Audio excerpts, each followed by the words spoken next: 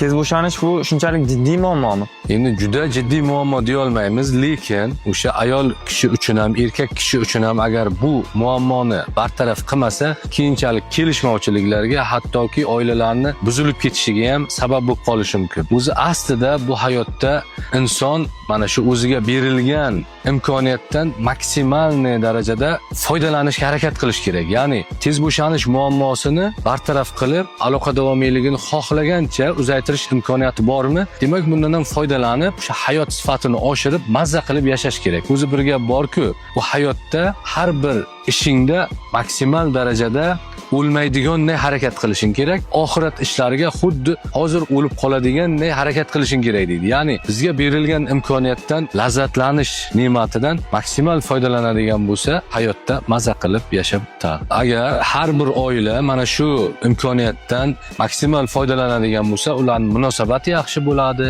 U munosabatni ko'rgan farzandlar yaxshi ulg'ayadi, baxtli hayot kechiradi.